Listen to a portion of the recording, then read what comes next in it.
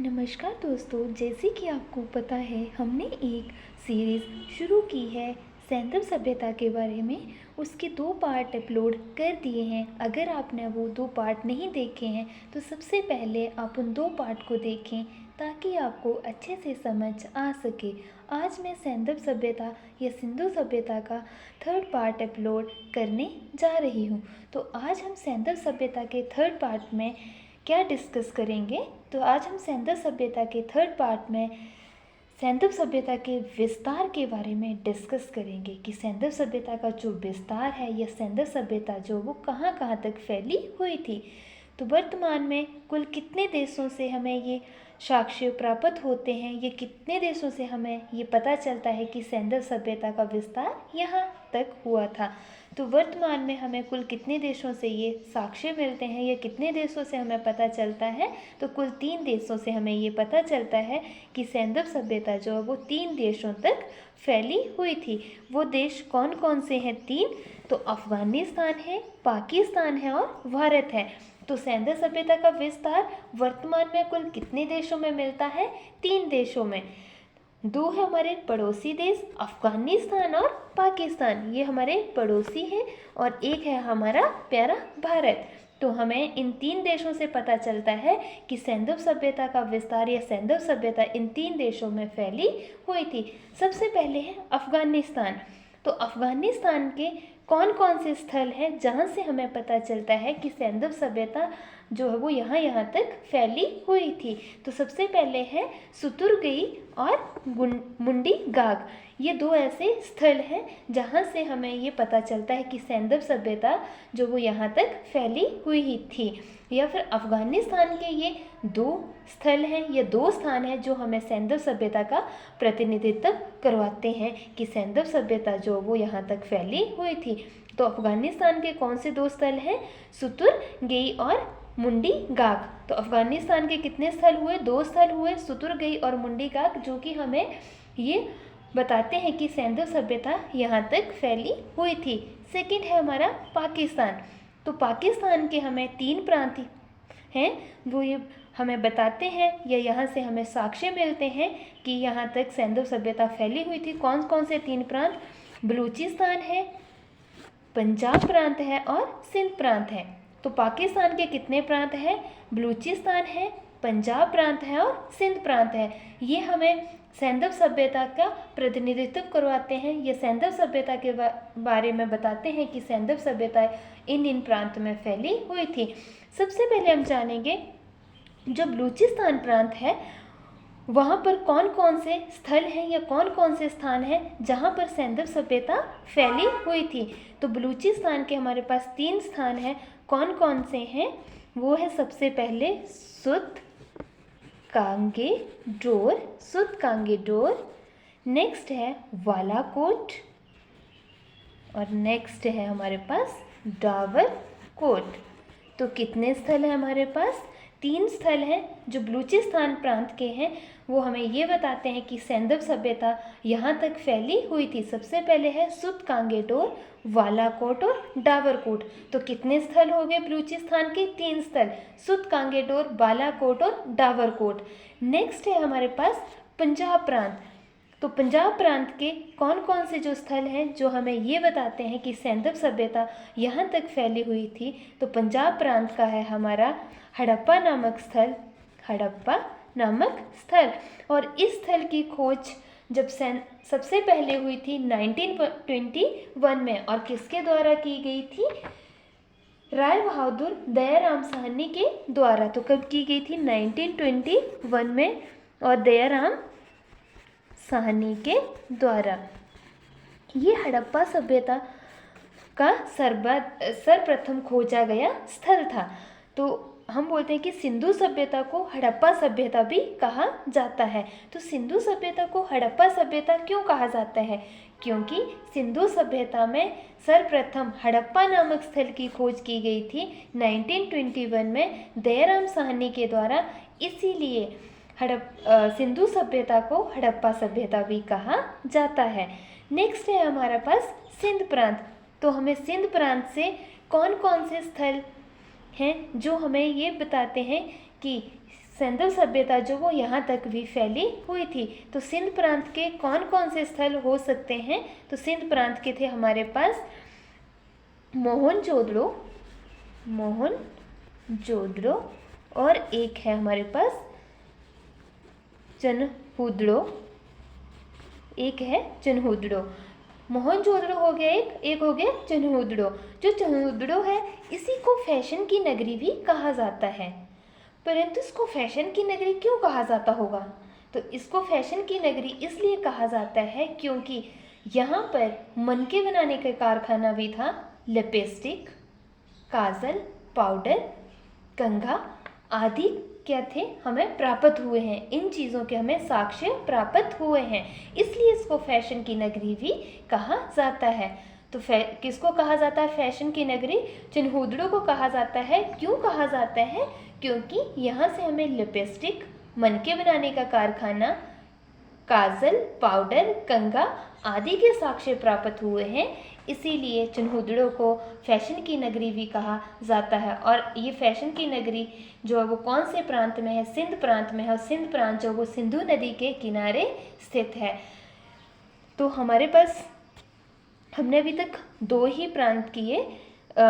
दो ही देशों के बारे में बात की, अफगानिस्तान और पाकिस्तान के बारे में। अफगानिस्तान से हमें कौन कौन से स्थल प्राप्त हुए थे? सुतुरगई और मुंडीकाक। पाकिस्तान से हमें 3 प्रांत मिले, बलूचिस्तान, पंजाब और सिंध प्रांत। और बलूचिस्तान से हमें कौन से 3 स्थल थे जहाँ से हमें सैंधव सभ्यता के बारे में जानकारी मिलती है? तो एक है सुध कांगेडोर, बालाकोट और डावरकोट। और नेक्स्ट है पंजाब से हमें किसकी मिलती है? हड़प्पा नामक स्थल थी। और इस हड़प्पा नामक स्थल की खोज 1921 में दयाराम साहनी के द्वारा की गई थी और इस स्थल की खोज सर्वप्रथम की गई थी। नेक्स्ट है सिंध प्रांत से हमें 2 स्थल मिले हैं, मोहनजोदड़ो और चनहुदड़ो। और चनहुदड़ो को ही फैशन की नगरी भी कहा जाता है। नेक्स्ट आ गया हमारा भारत।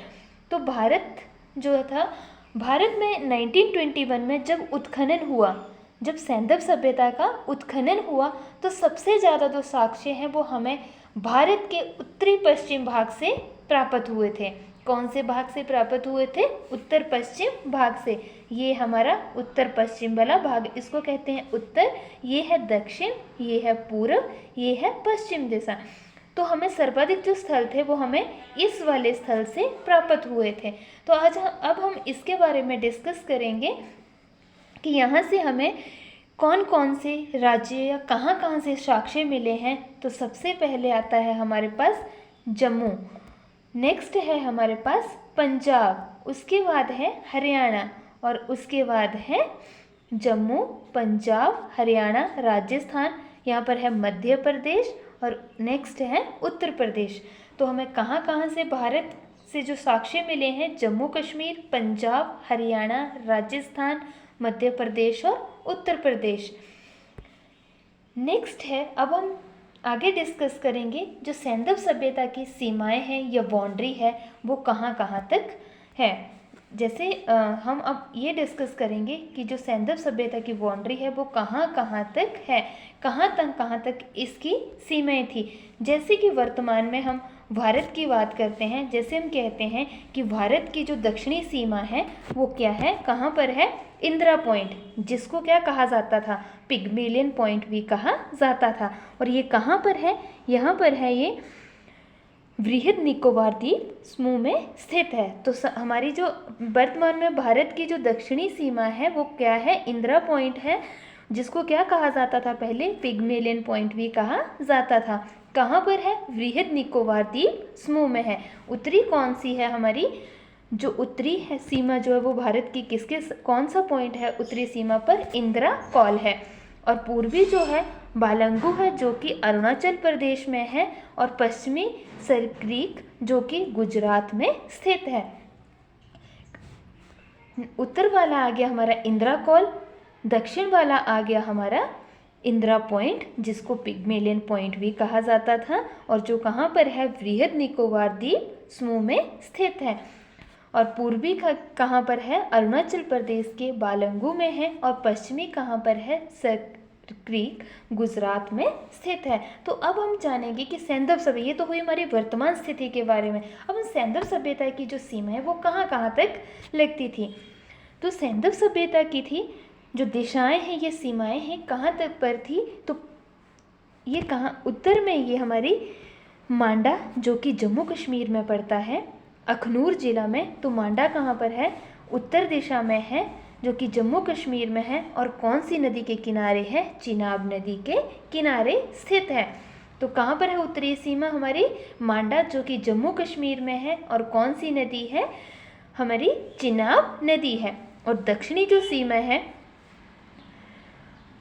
देमाबाद है जो कि महाराष्ट्र में नर्मदा नदी के किनारे स्थित है। नर्मदा या फिर इसके साथ में एक गोदावरी नदी भी स्थित है। तो किसके बीच में है, नर्मदा और गोदावरी के बीच में है, देमाबाद, और महाराष्ट्र में स्थित है। और इसकी जो पूर्वी सीमा है वो कहाँ पर है, आलमगीरपुर जो कि मेरठ का क्या है, मेरठ का एक जिला है। अब और कहाँ पर है, ये पड़ता है उत्तर प्रदेश में। तो आलमगीरपुर कौन सा है, पूर्वी सीमा पर है, मेरठ जिला जो कि उत्तर प्रदेश में। और कौन सी नदी है, हिंडन नदी है। और जो पश्चिमी है वो कहाँ पर है, सुत कांगेडोर जो कि कौन से प्रांत में है, बलूचिस्तान प्रांत में है। और कौन सी नदी के किनारे है, दाशक नदी के किनारे है। तो क्या पढ़ा अभी हमने, इसकी जो उत्तरी सीमा है सैंधव सभ्यता की वो मांडा है, जम्मू कश्मीर में है, चिनाब नदी के किनारे है। दक्षिण में कौन सा है, द्वेमाबाद है, महाराष्ट्र में है, नर्मदा और गोदावरी नदी के बीच में स्थित है। पूर्वी सीमा कहाँ पर है, आलमगीरपुर मेरठ में जो कि उत्तर प्रदेश राज्य में पड़ता है। और कौन सी नदी के किनारे है, हिंडन नदी के किनारे है। जो पश्चिमी सीमा है वो सुत कांगेडोर के साथ लगती है जो कि बलूचिस्तान प्रांत में है और दाशक नदी के किनारे स्थित है। नेक्स्ट है, अब हम करेंगे कि सैंधव सभ्यता का जो आकार है वो कैसा है, उसकी शेप कैसी है। क्या उसकी शेप वर्गाकार है, क्या उसकी शेप चंद्राकार है, अर्धचंद्राकार है, या त्रिभुजाकार है जिसको हम ट्रायंगल कहते हैं। तो कैसी हो सकती है, आप देख के बता सकते हैं। तो सैंधव सभ्यता का जो आकार है या शेप है वो कैसी है, त्रिभुजाकार है, ट्रायंगुलर शेप में है। अगर क्वेश्चन आता है आपको कि सैंधव सभ्यता की जो आकार है या उसकी शेप है वो कैसी है, त्रिभुजाकार में है जो कि ट्रायंगुलर फॉर्म में है, इस तरह से। ठीक है, नेक्स्ट है सैंधव सभ्यता के बारे में कि सैंधव सभ्यता की जो समुद्री सीमा है वो कितनी है, तो 1300 किलोमीटर है। कितनी है सैंधव सभ्यता की जो समुद्री सीमा है वो हमारी कितनी है, 1300 किलोमीटर है। और ये कहाँ पर है, सैंधव सभ्यता के पश्चिम वाले भाग में। जो सैंधव सभ्यता का पश्चिम वाला भाग है वो हमारा समुद्री सीमा के साथ लगा हुआ है या सटा हुआ है। नेक्स्ट है सैंधव सभ्यता का बाकी चीज़ें तो होगी। नेक्स्ट है सैंधव सभ्यता का क्षेत्रफल। तो सैंधव सभ्यता का क्षेत्रफल कितना है, 12,99,600 वर्ग किलोमीटर। तो कितना है सैंधव सभ्यता क्षेत्रफल, 12,99,600 वर्ग किलोमीटर। तो आज हमने क्या डिस्कस किया, सैंधव सभ्यता का विस्तार।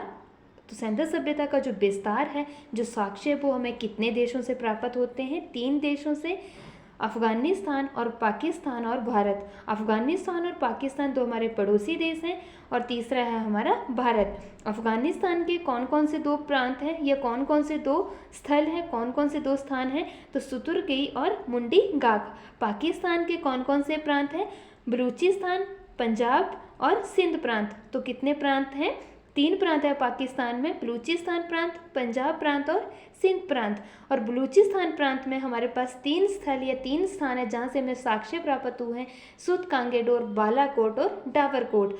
पंजाब प्रांत से हमें एक ही हड़प्पा नामक स्थल से ये जानकारी मिलती है। और सिंध प्रांत से 2 स्थल हैं, मोहनजोदड़ो और चन्हूदड़ो, जिसको हम फैशन की नगरी भी कहते हैं। और भारत से हमें मिले हैं जम्मू कश्मीर, पंजाब, हरियाणा, राजस्थान और मध्य प्रदेश और उत्तर प्रदेश। नेक्स्ट है हमने कि इसकी जो दिशाएं हैं, ये इसकी जो सीमाएं सैंधव सभ्यता की वो कहाँ कहाँ तक है। तो उत्तर में हमारा मांडा है जो कि जम्मू एंड कश्मीर में है, चिनाब नदी के किनारे है।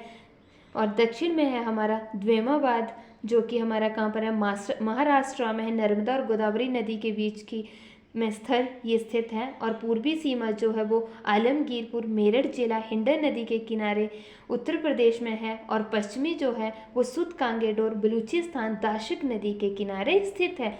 नेक्स्ट एक डिस्कस हम और कर लेते हैं, जो सैंधव सभ्यता की उत्तर से दक्षिण और पूरब से पश्चिम कितना विस्तार है। तो सैंधव सभ्यता का उत्तर से दक्षिण की तरफ 1400 किलोमीटर और पूरब से पश्चिम 1600 किलोमीटर है। तो सैंधव सभ्यता का जो विस्तार है वो पूरब से पश्चिम कितना है हमारे पास, 1600 किलोमीटर, और उत्तर से दक्षिण कितना है, 1400 किलोमीटर। अगर आपको क्वेश्चन आता है कि सैंधव सभ्यता का सर्वाधिक विस्तार पूरब से पश्चिम है, उत्तर से दक्षिण है, या फिर दोनों है, या इनमें से कोई नहीं है, तो कहाँ पर होगा, पश्चिम से पूरब, क्योंकि पश्चिम से पूरब कितना है, 1600 किलोमीटर है, और उत्तर से दक्षिण कितना है, 1400 किलोमीटर है। नेक्स्ट हमने डिस्कस किया कि सैंधव सभ्यता की जो सीमाएं हैं, बाउंड्री है, वो कहाँ कहाँ तक हैं। तो इसकी जो सीमाएं वो मांडा है उत्तर में, सुत कांगेडोर है, द्वेमाबाद है, आलमगीरपुर है, और जो इसकी शेप है वो कैसी है, तो ट्रायंगुलर फॉर्म में है, त्रिभुजाकार है। नेक्स्ट हमने किया कि सैंधव सभ्यता की जो समुद्री सीमा है वो 1300 किलोमीटर है, और ये कौन से भाग में है, पश्चिम भाग में स्थित है। और नेक्स्ट हमने किया सैंधव सभ्यता का जो क्षेत्रफल है वो कितना है, 12,99,600 वर्ग किलोमीटर है। तो आई होप आपको ये वीडियो पसंद आई होगी। अगर पसंद आई है तो आप चैनल को लाइक करें, शेयर करें और सब्सक्राइब करें।